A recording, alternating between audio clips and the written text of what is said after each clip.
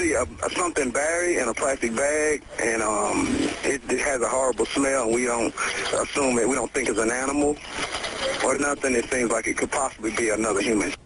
Oh my gosh, that is a chilling 911 call that helped uncover two horrific crimes.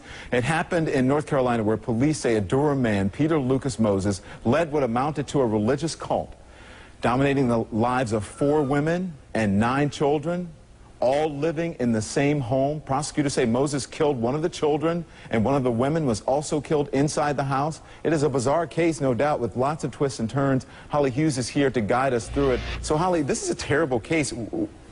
What do police say happened here? Oh, this is a horrific case, and we've got insider information, Don, because what happened, one of the women who actually escaped this cult is talking. She was an eyewitness to these murders. 4-year-old little Jaden Higginbotham. And that's the name we want to remember, not the defendant's name. We all know the defendant's name. Let's talk about the victim, Jaden. He's 4 years old. He's playing with other children.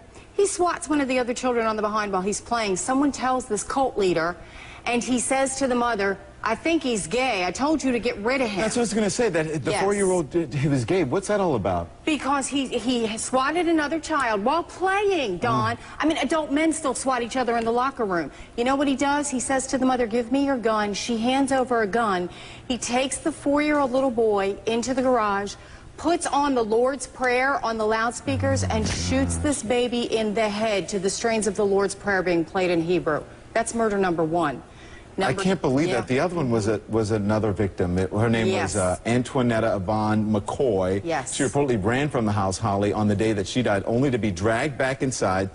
Did neighbors or anybody try to help her? No, and this is what's really tragic, Don. She escapes. She goes to the neighbor's door. She's banging on the door, and she says, please let me use your cell phone. I need to call for help. I need to get away. They're trying to kill me. She does nothing. She watches 2 women from that house drag Antoinetta back across the yard into that home. They beat her at the direction of the cult leader. They try and strangle her to death with an extension cord.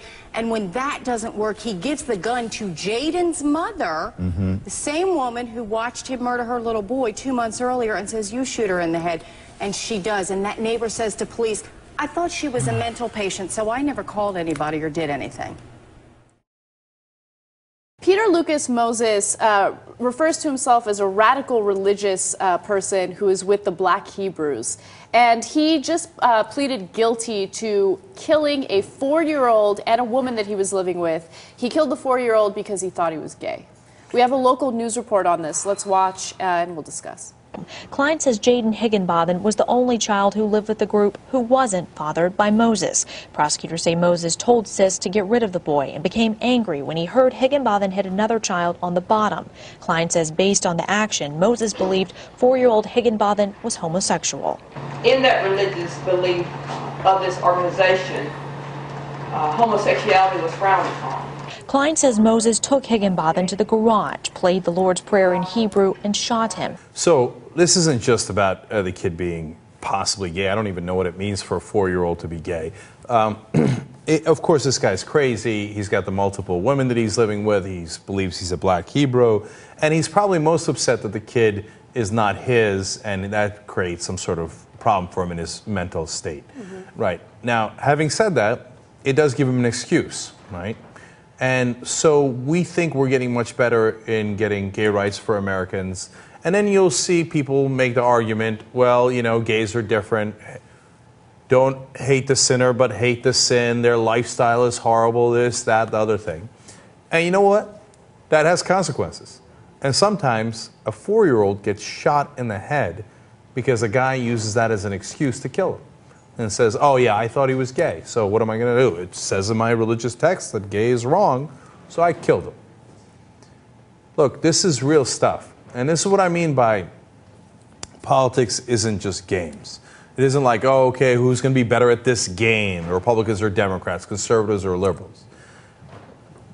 Gay people get attacked in this country all the time. This just happens to be an incredibly stark case of it.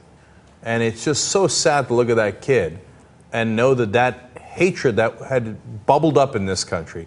And all of those pastors that we showed you over the last week that railing against gays and how we should lock them up in pens and and some of them just saying the government should kill them, etc.